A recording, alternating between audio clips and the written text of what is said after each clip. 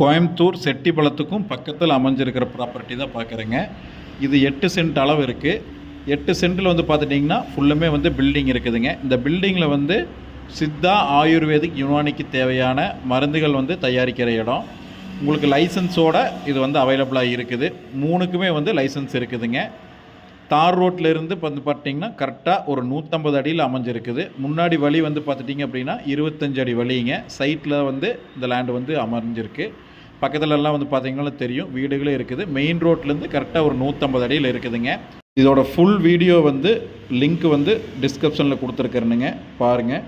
Machineries வந்து பார்த்துட்டிங்க அப்படின்னா உங்களுக்கு எல்லாமே இருக்குது. டேப்லெட்டு அந்த மாதிரி எல்லாமே வந்து ஃபுல் மிஷினரிஸோடு இருக்குதுங்க.